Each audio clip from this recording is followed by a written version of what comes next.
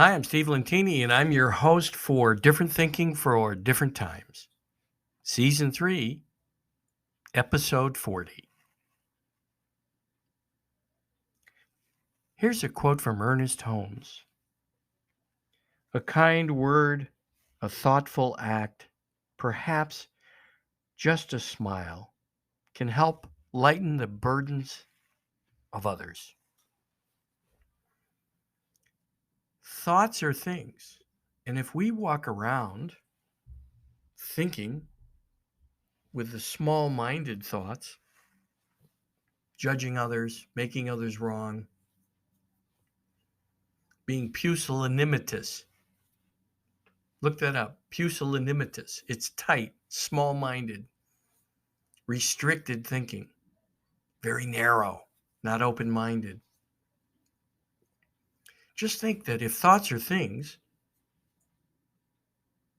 like an energy, what would that attract to you? What would small-minded thinking, making others wrong, railing against others in social media, making fun of others, which it seems to be a sport in our society, and we don't question it. It's not a very good energy. And if what you think about, you bring about, if what you focus on expands in a universe, I mean, perhaps you study the law of attraction. I don't know. Maybe you don't believe in any of that, but take a quick inventory of the people around you. Are you surrounded by small-minded thinkers? Or perhaps everyone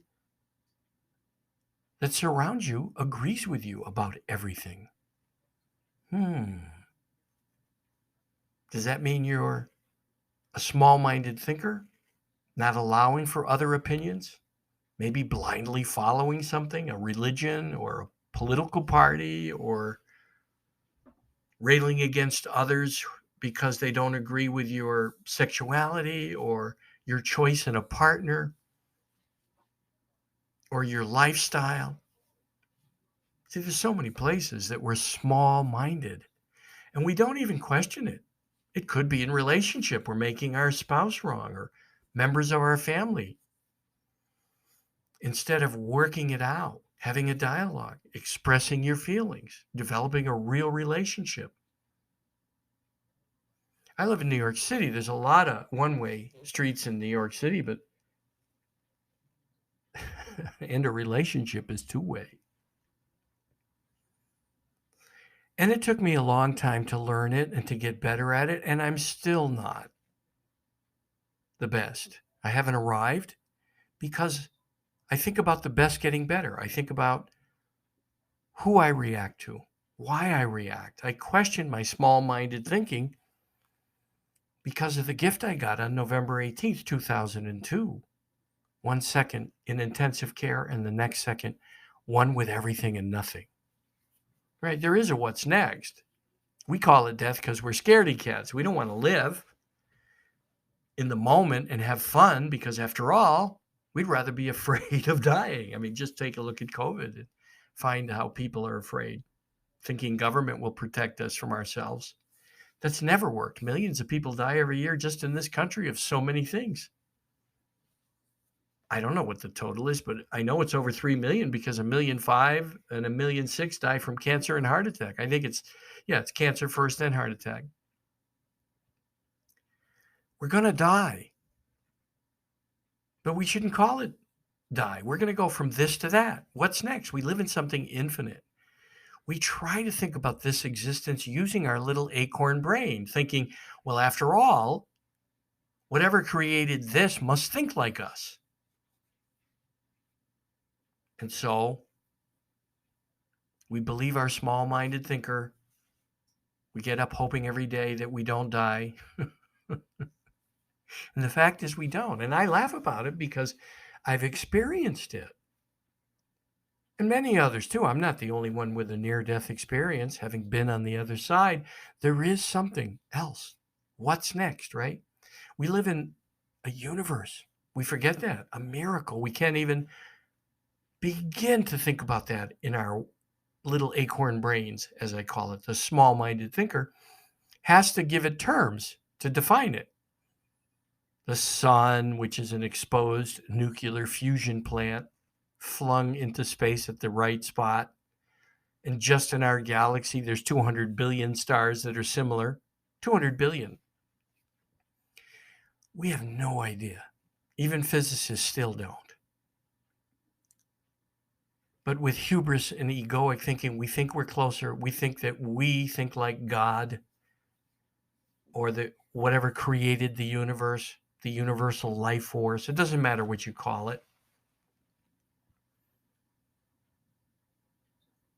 And I hope you live a long life, and I hope you don't experience what's next before this podcast ends. And you will at some point. There's nothing you can do about it because we go from this to that. We continue to grow on our journey. And perhaps we come back, we get recycled like everything else in the universe, everything else on earth. Maybe we're recycled too. I wasn't shown that. But what I was shown was the now is so important, that there's only the present in the universe. There was no past or no future. And no small-minded thinking. No, none of the thinking we judge and use to determine how our lives work or how others' lives work. None of that. We leave our body, we leave behind all small-minded thinking.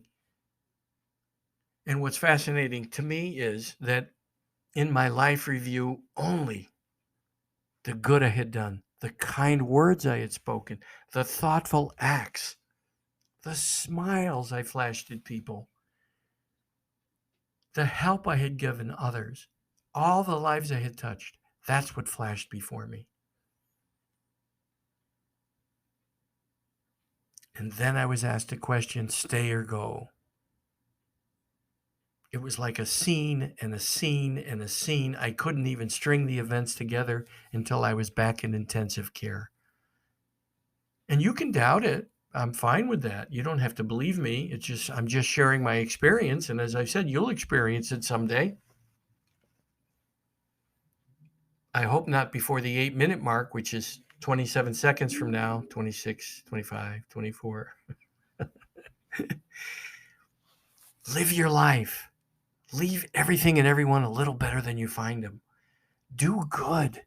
Think about how you feel when you do good.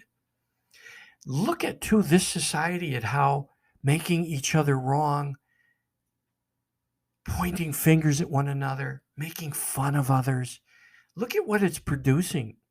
Ask yourself, is it small-minded? Is it healthy? What are we getting from it? Somebody asked me once, well, maybe, Steve, it's what we're getting from it. What do we get from it? Yeah, we get feeling better because we're pushing someone down, but that's only in the moment. We're not leaving anything and everyone a little better than we find them if we're not treating people the way we'd like to be treated. But it's funny, in a universe, a cause and effect existence here on Earth. This is cause and effect. What's next isn't. It just is. I mean, that's what I experienced. There was only a now and a now and a now. Never ending. I was one with everything and nothing. And it was just a knowing. Nobody.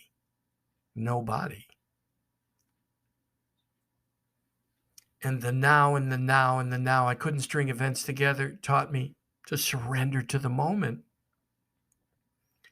And the gift of a life review that showed me only the good I had done freed me to continue to do that between now and the next time I'm in what's next.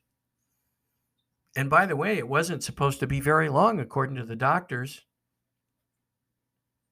It's been 19 years since that amazing miracle, and I'm so grateful I had it, and I would have it again. If my head was still stuck in a bad place in my next life, I would want that event again. And so think about your answers. Question your answers. Is your head stuck somewhere dark and dank?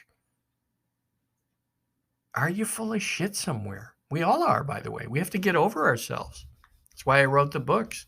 You may be full of shit if, and And then I wrote, you may be full of number two. After all, we know better, the woke edition. And I'm not making fun of anyone. I'm making fun of all of us, where we have that small minded thinker judging others, believing because we've done something or that we've studied for years and years and years, and we have letters next to our name that we're better than someone. None of that goes with us, by the way. There was no mention of the books I had written, the titles I had had, the jobs I had had, the businesses I had owned, the houses I owned. Nothing that we think is valuable goes with us. Nothing from the outside, by the way,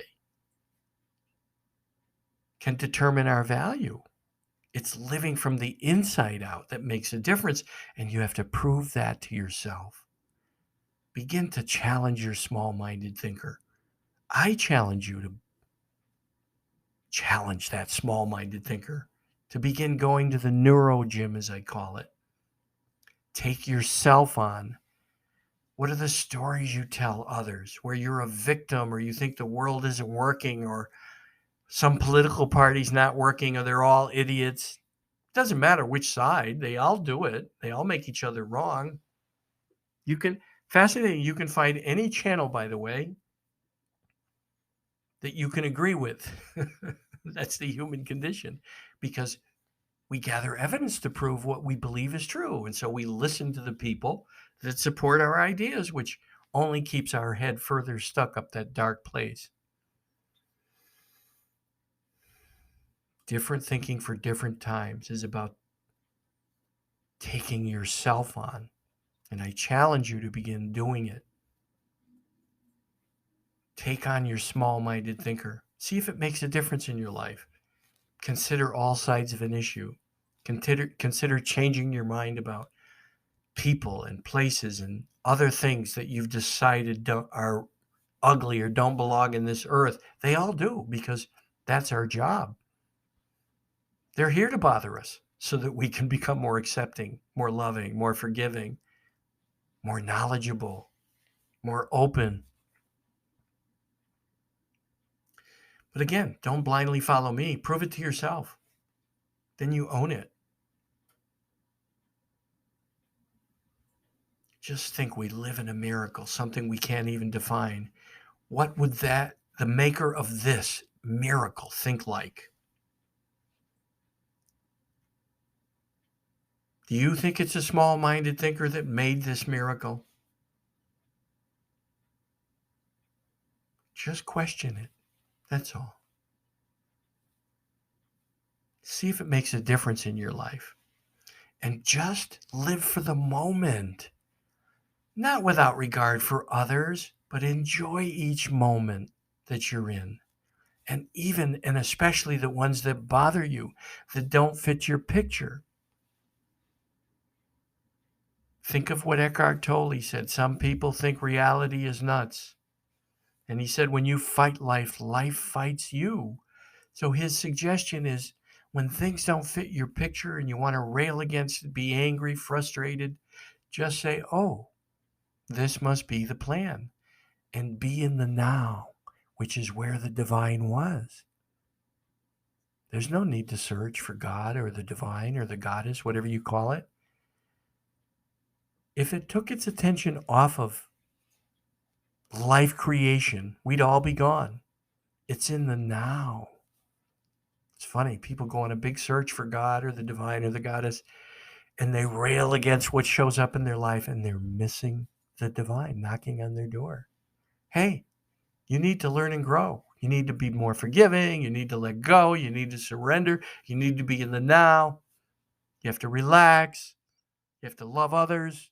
That could be the lesson that you're getting, but you're missing it because you're on a search. And here it is, all the while. Ernest Holmes, I'll close with this, also said God is all in all, and we're one with the all in all. And that means every moment. And that's all there was on the other side. But you'll discover that. Like I said, I hope it's not before I close and sign off in today's episode. So if you'd like to be a guest, that's fine. You want to email me things, Steve at stevelentini.com, Steve at SteveLentini.com. Love to have you as a guest. Love to have you email me things, challenge me. Remember, I might ask you, does that sound like small-minded thinking? If you'd like to support the podcast, you can do that here on Anchor FM or Spotify, all the places that it's on across the many platforms. Apple, Google, there's places that you can support my efforts. If you'd like to sponsor it or have me sponsor something, I'm glad to look at it. It has to fit. Certainly has to be a message that's not small-minded. Have a great week. Thanks.